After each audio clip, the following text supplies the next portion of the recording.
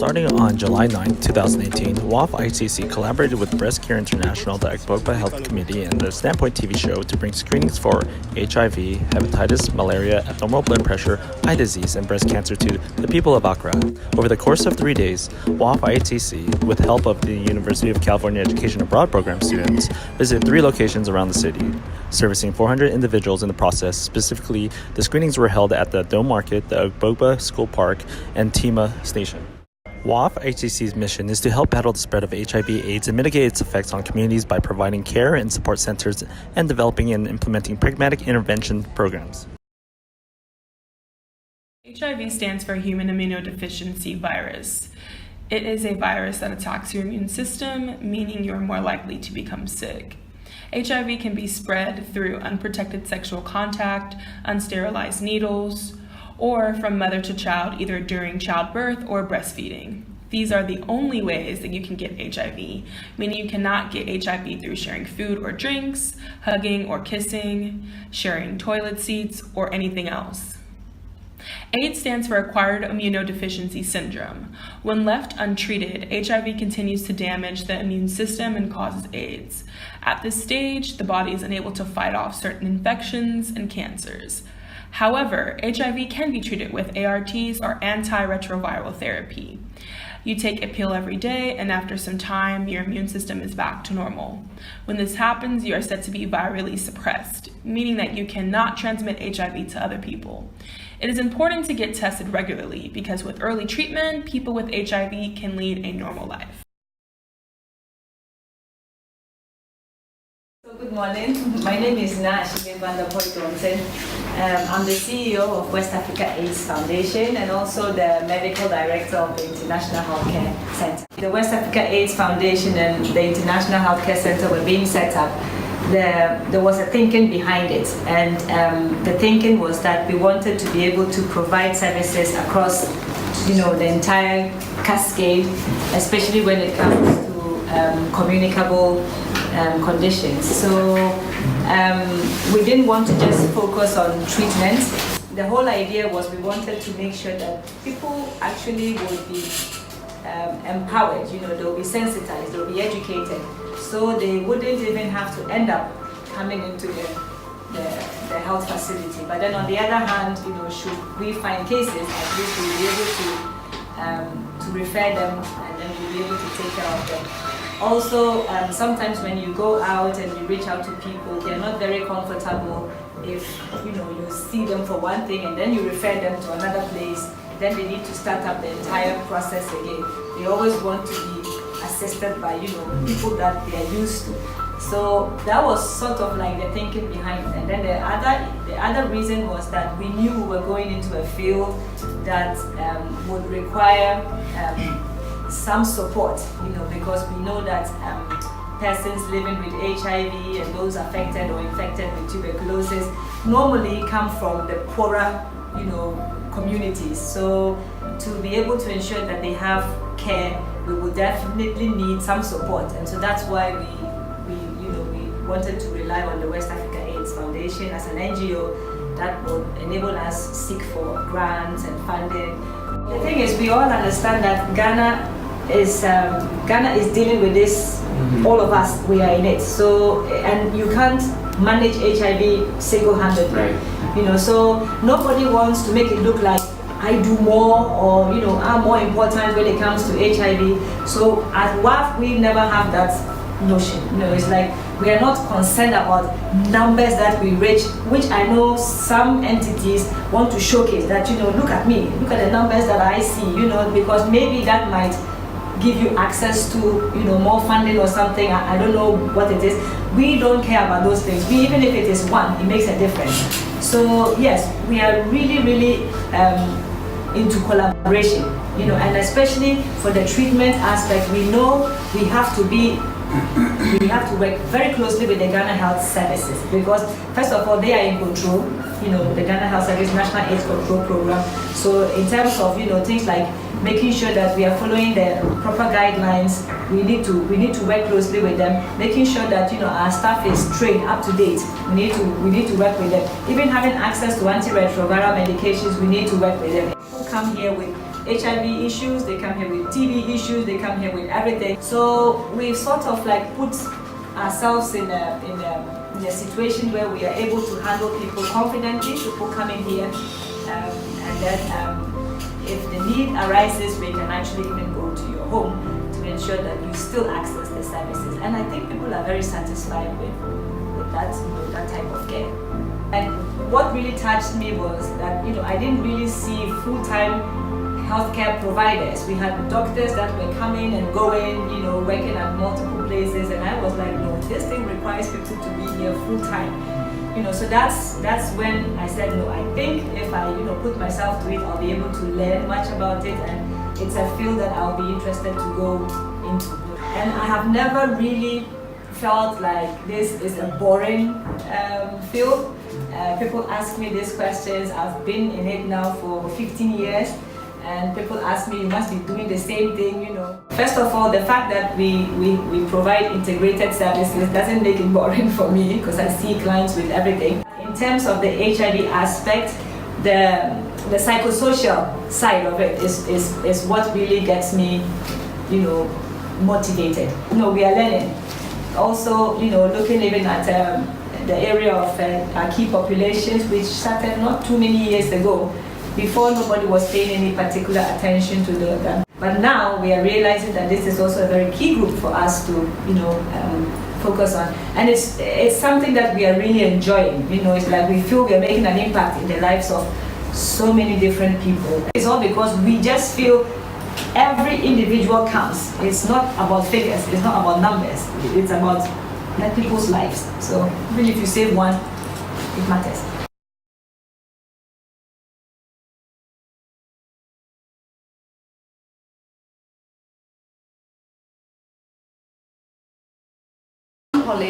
I'm the M&E and Quality Assurance Manager.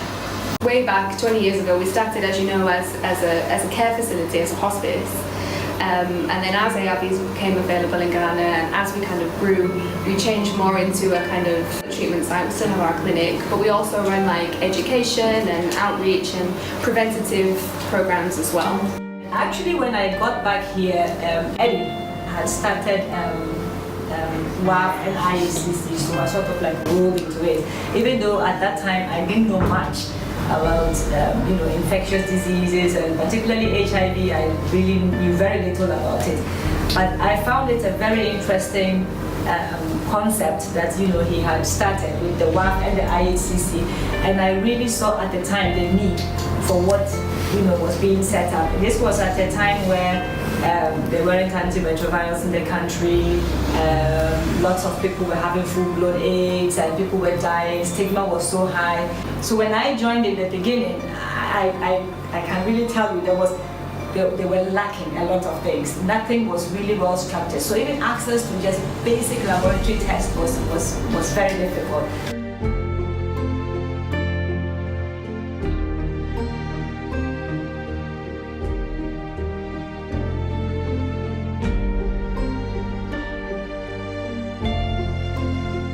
My name is Stephen Asiad.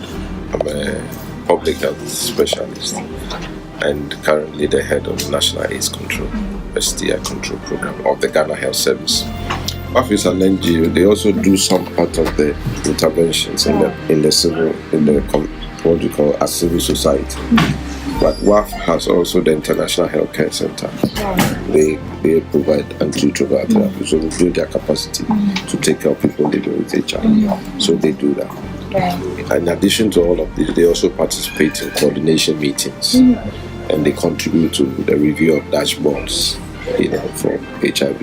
Okay, and all that are quite useful contributions to the response.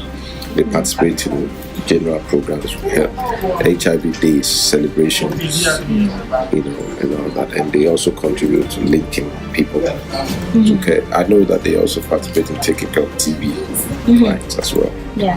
So that's how they contribute as a private organization, also a civil society.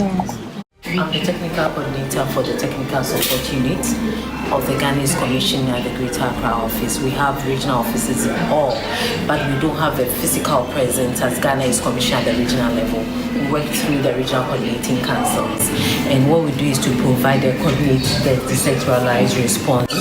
We work towards ensuring that HIV activities at the region is monitored and coordinated by the regional offices. Then we report through the Honorable Minister to the Ghana AIDS Commission head office.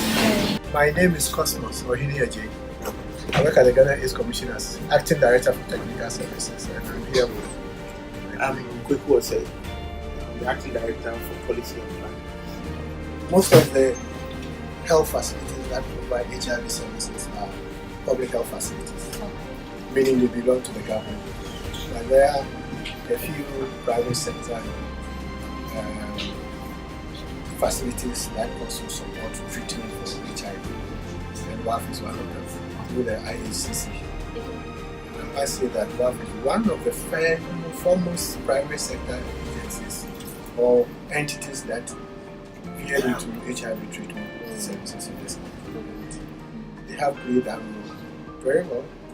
In fact, currently they are the main treatment center for addressing treatment needs of key populations, especially MSMs, very well.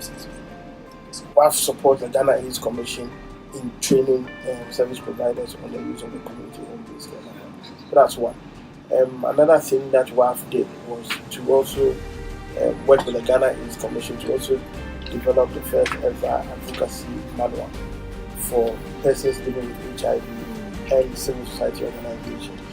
As I mentioned, one of the main functions of the Ghana AIDS Commission is to engage in high-level advocacy. But sometimes as a government agency, there are some of the things you cannot say because of where you sit. So we at the Commission felt that it was important to build the capacity of the civil society organizations, and especially persons living with HIV, to be able to voice out some of the things that affects them, because they are the ones going through the pain. And so we worked together with WAAF.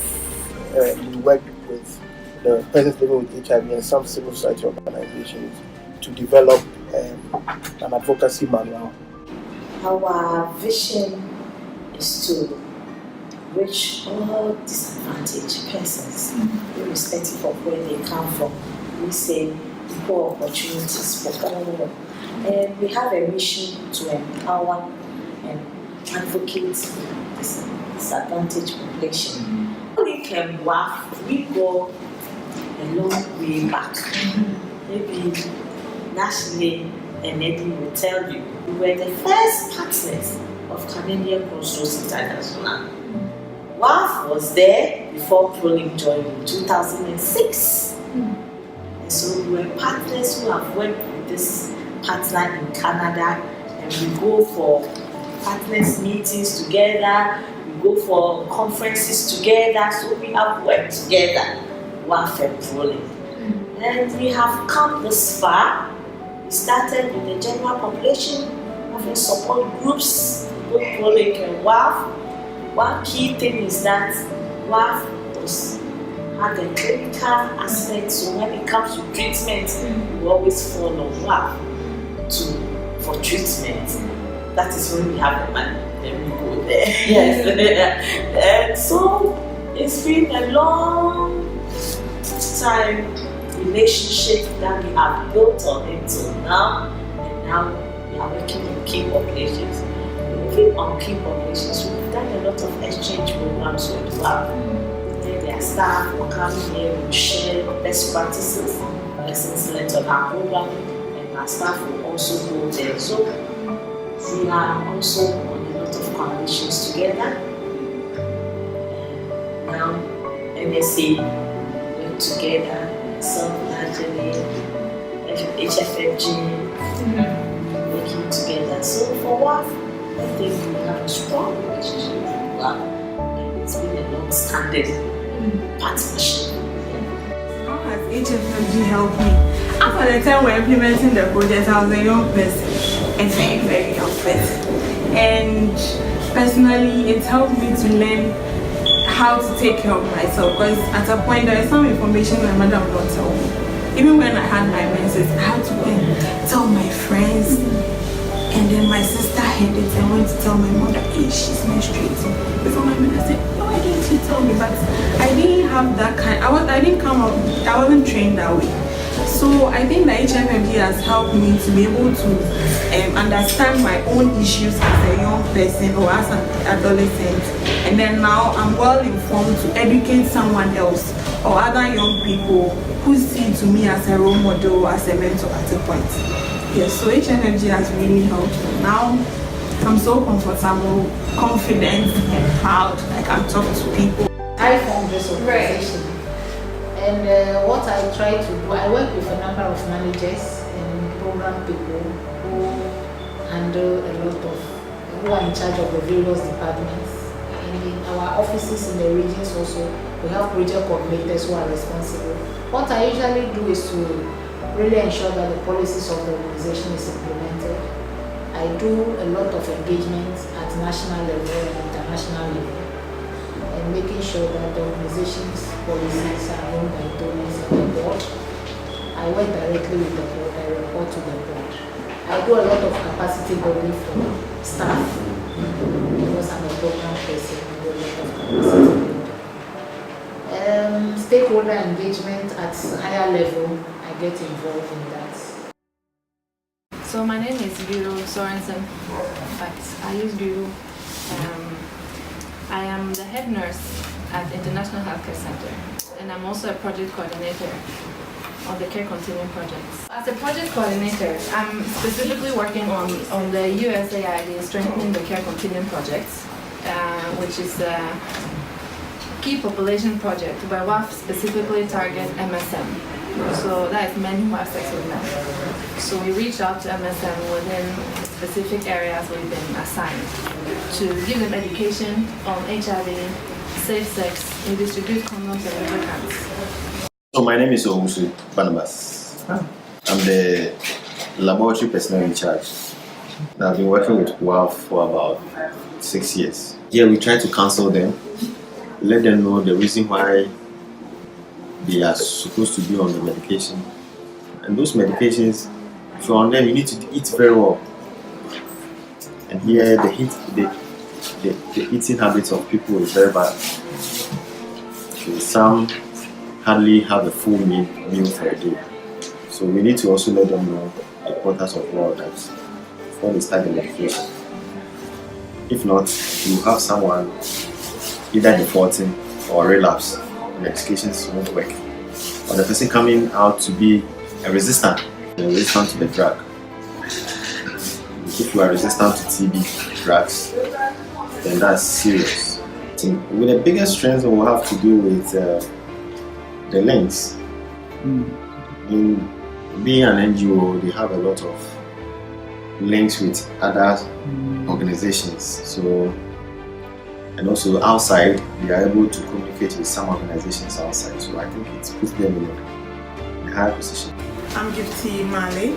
I work as a program manager for West Africa AIDS Foundation. I coordinate all projects that are implemented by the organization, provide technical support, capacity building in terms of training, periodic assessment, and also assist with monitoring and evaluation of our field work. Okay. I'm Joanna Ponsa, a nurse and then a dispenser.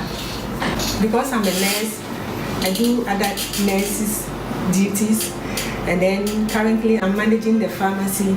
So most often I'm here dispensing drugs here to the client. Yes, not often, but sometimes I go on an outreach program, and then also with the mobile van, you go out, I deliver medication for people because they can't come over here due to their work schedule. WAAF IHCC, we are gender friendly. Yes, because of the age, whatever you are coming with, it is open to all. My name is Gideon Ajaka. I work with WAAF IHCC. I'm the head of the counseling department, and also I'm a case manager on the Care Continuum project. My daily work involves talking with clients at the hospital, whether they are new or old, So basically, people who walk in to get an HIV test done, people who have positive results, or people who come through referrals or through other strategies. My daily work involves talking with them, making sure they understand their current conditions or what it means being HIV positive, the various treatment options available, and then also helping them to know various ways by which they can live with HIV without any fears or troubles. I will involve making sure that MSMs who are diagnosed HIV positive from various outreaches are enrolled into care. They've started treatment, and they are getting the needed support. For some people, when they start medication, it's very difficult for them to come to the clinic to pick their pills, so it's my responsibility as a case manager to pick their pills, meet them at a point and deliver them. So basically I do ART delivery, I pick from the facility, take it to the community. WAAF is helping me a lot. WAAF is helping me. They buy me credit to do phone calls. Even they give me TNT every month so that I can also help clients to survive. And then they also help me when I do home visits.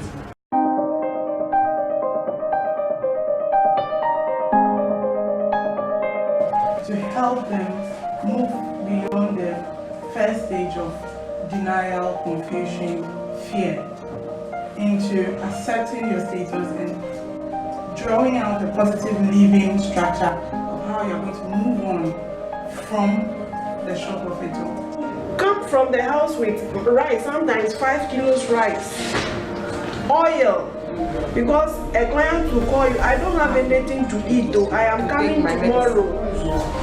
Please, can you bring me something? And if you don't have it, you have to look for something and give to this client because he or she must take the medicine. They confide in you, telling you their secrets more than even the health staff. Because there are issues, they will come there, they will see to them everything. If they are going, they will call you back and I want to see you. Then they are going to describe something important which they will need help.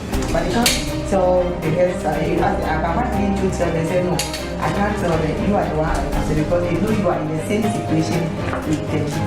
A lot of people who want to do this but can't stand it because there is nothing that will motivate you to do it. But because we have taken it, this is what I want to do. We are just trying to know.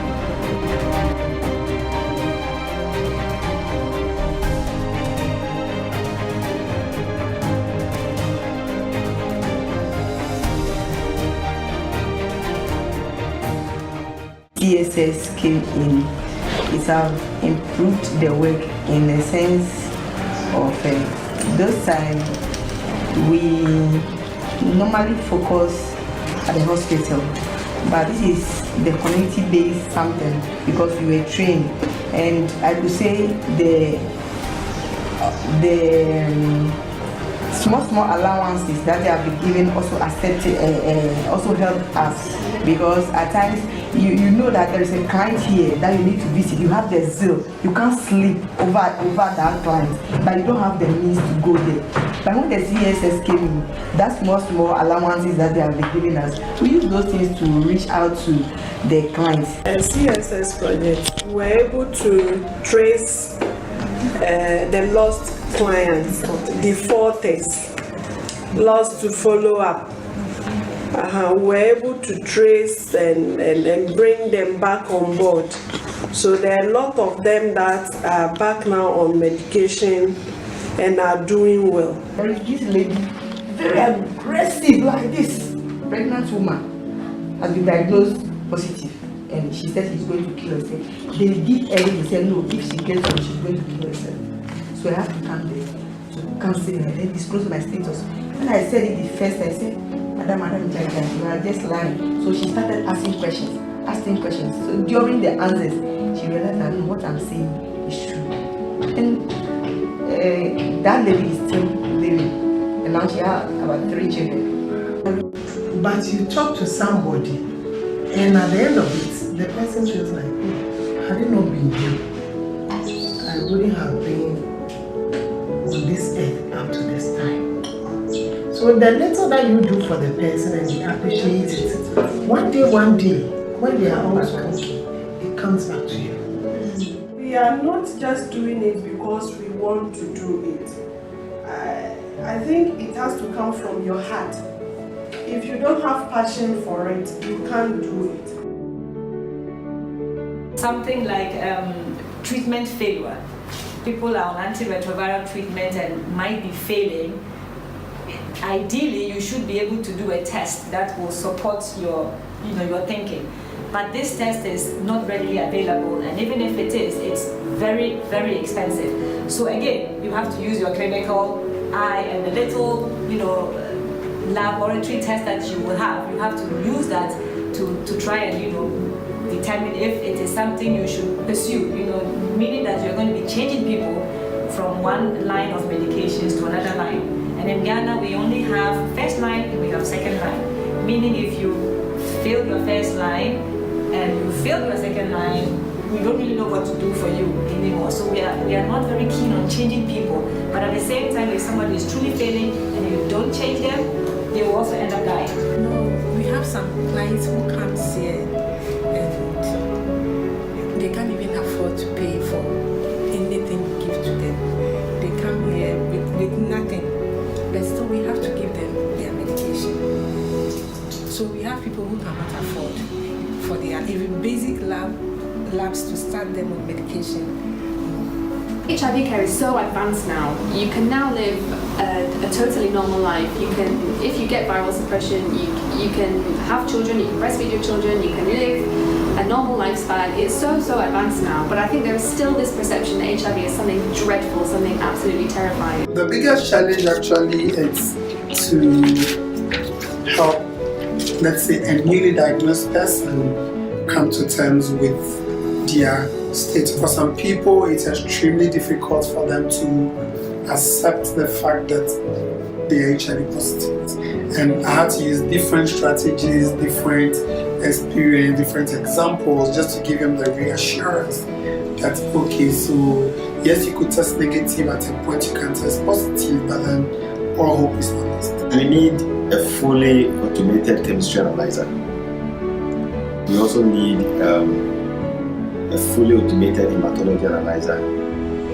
We are still working on improving the system so that we will completely go on paperless work.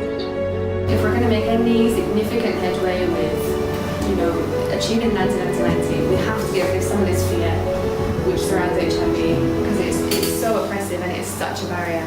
WAAF IHCC is doing a lot for people out there, but then we also need the support so that we can do more, we can reach out to many people. It's become extremely difficult for us to get funding, and it's something that we are, at least myself, constantly I'm looking out and trying to see how to go about it. So one strategy I'm using these days is to partner with other organizations so that we tackle things in a broader manner.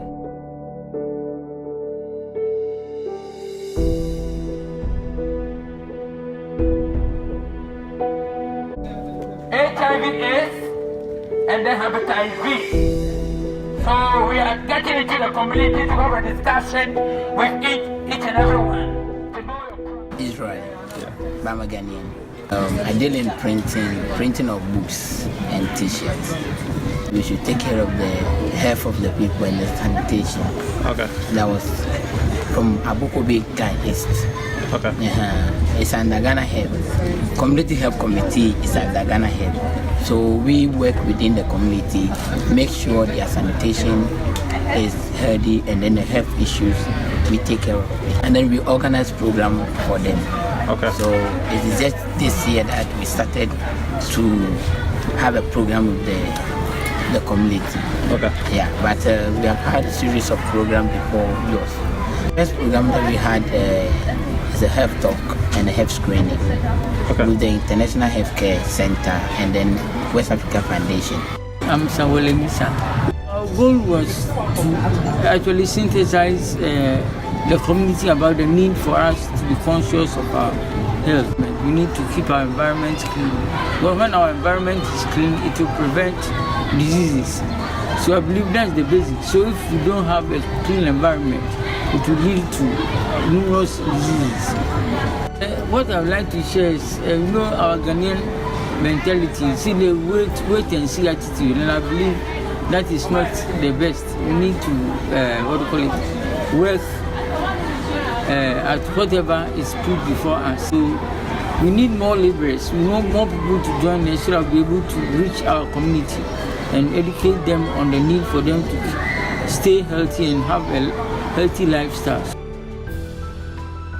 It's really fortunate that we have the IHCC, our private clinic, which is a major source of sustainability for us in the sense that those clinical services are in demand, and they seem to be getting more and more in demand as we're advertising our services better and we're getting more known within the MSM community. Maybe in a few years to come, I want to see WAAF IHCC having a maternity center for the women, so that we can do our own delivery. I would like to see, actually both WAAF and IHCC in 15 years from now, is I would like to see, first of all, IHCC as one of the excellent sites, in Ghana, where if, people were to have any sort of communicable condition, they will be able to come where we could do everything at one place. So meaning that we will have all the laboratory equipment and the facilities to enable us give somebody quality care, as opposed to sending them always around to try and be doing that. So that would be one thing. And then also